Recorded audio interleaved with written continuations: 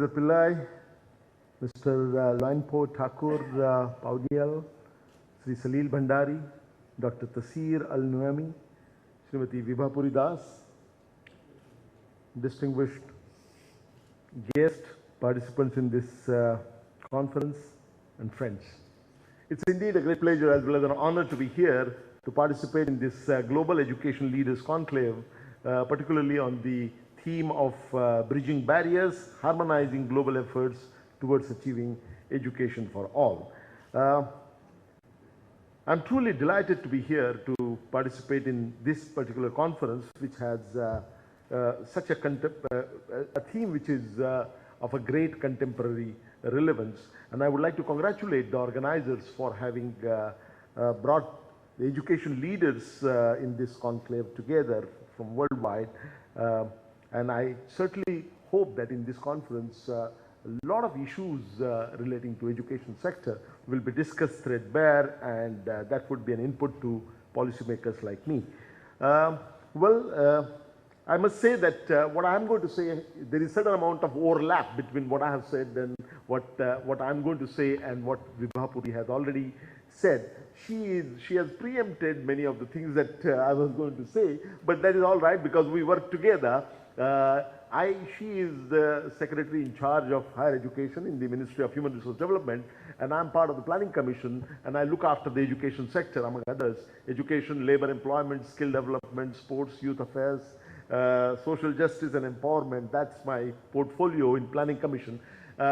She said that she was very kind when she said that I have the last word in education. That's simply not true. You know, in a democratic setup, nobody has the last word. But yes, we work together, and we are right now working on the 12th five-year plan, where on the education sector, particularly, we're working together.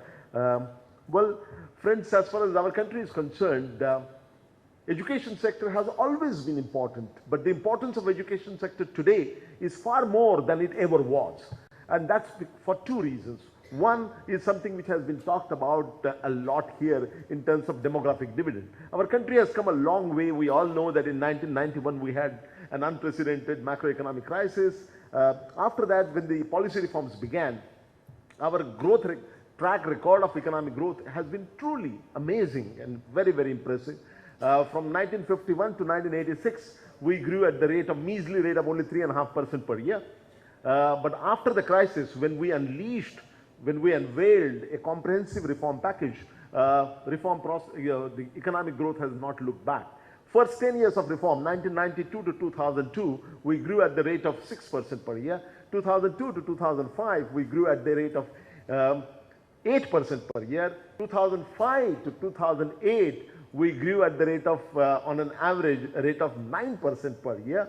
And then came the crisis of September 2008, the global financial crisis, where all the countries were affected in varying degrees, while many other countries, particularly in the advanced world, they slipped into recession, deep recession indeed, and they're still struggling to come out. India was also affected, but only marginally. We came out relatively unscathed, and in the crisis year of 2008-2009, our growth rate was still as high as 6.8%. Which was remarkable given the situation, because when United States and other countries went into recession with minus 4% growth or minus 3.5% growth, we came down from 9% plus to about 6.8%. This was the crisis year of 2008-2009. In the following year, 9-10, we bounced back to 8%. Then we improved further to 8.6%, and today we are struggling at around 8%.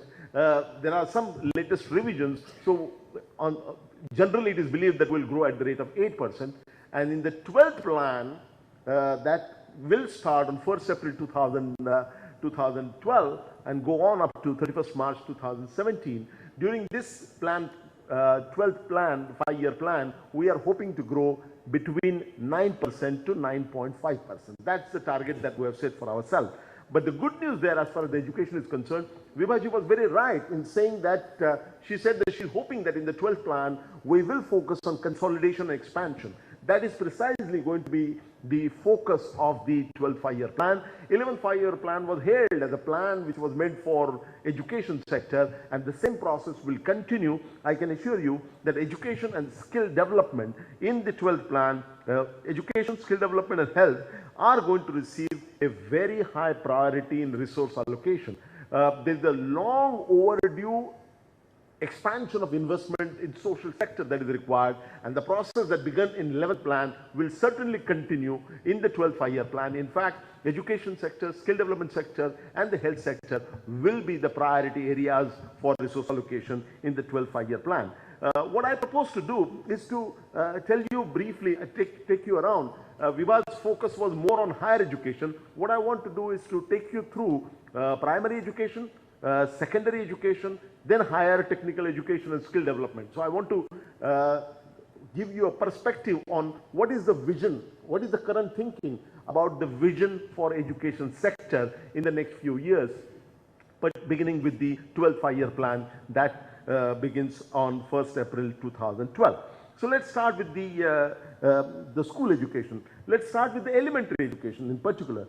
As you are all aware, in the elementary education, we have done very well. There are two very important schemes which were introduced earlier. One is Sarva Shiksha Abhiyan and other was midday meals. Under the impact of these two schemes, the access to elementary education has improved a great deal. In fact, one of the parameters that was used is that what percentage of habitations have a primary school within 1 kilometer radius of that village or habitation. In India, we have 12 lakh plus habitations, and I'm very happy to say that because of the Sarva Shiksha Abhiyan as well as midday meal scheme, the access has improved tremendously, and today about 99% of the habitations, of the 12 lakh plus habitations, do have a primary school within 1 kilometer radius. Same thing about the upper primary school. For upper primary school, is expected that the criterion there was that there should be an upper primary school within 3 kilometer radius of every habitation. And that proportion has gone up to 84%, which is a remarkable change. So while the access has improved, access to elementary education has improved considerably, very significantly, there are very serious problems which are still there, and Vibha did mention some problems, including the very high dropout rate, and the requirements of the infrastructure requirement, and so on. So there is a long way. Teachers, there are problems about teachers availability, there are problems about infrastructure. So there are very serious problems that we need to address. So while on access to elementary education we have done very well, there are many more challenges that we need to address, and that will have to be addressed.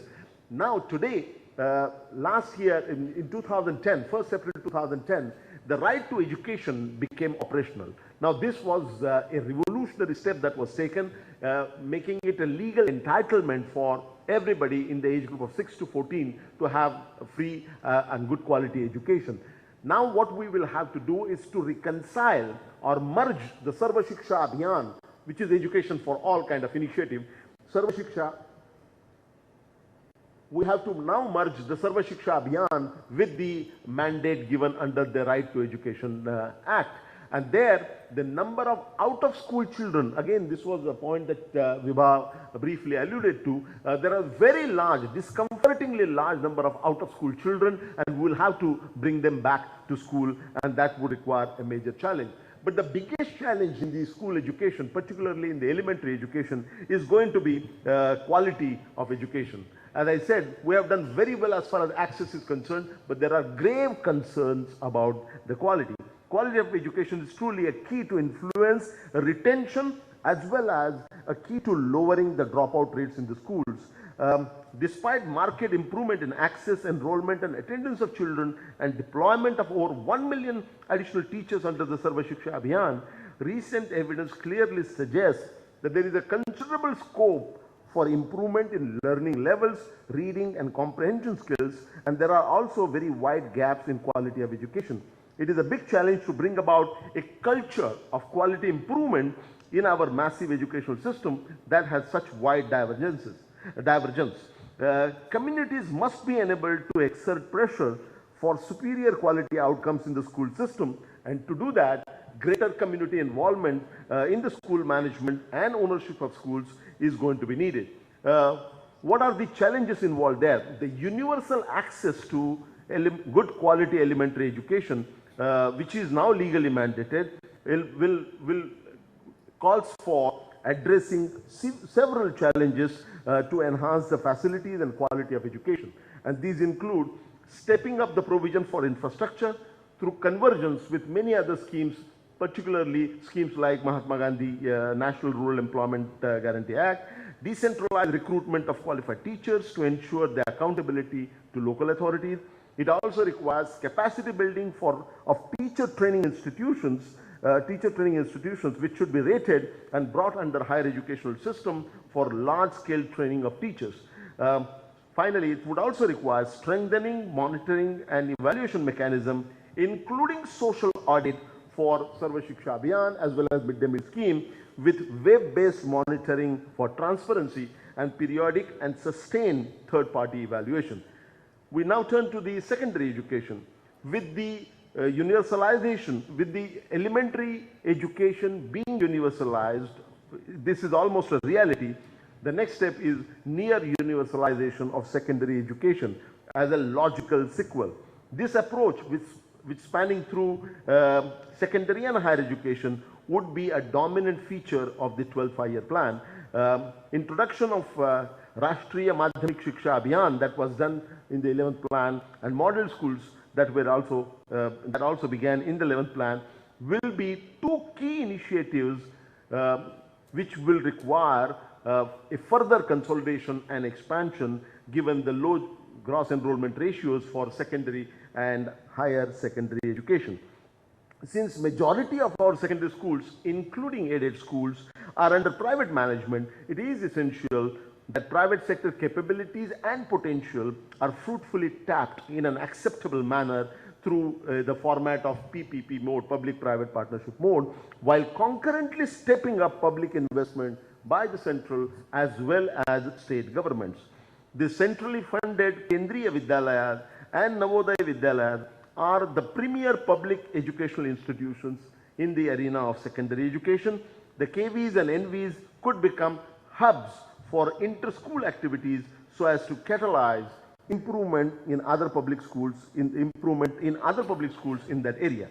This is especially true in the case of promoting science and mathematics education, organizing joint school seminars, exhibitions and so on, and running bridge courses, particularly in subjects like English.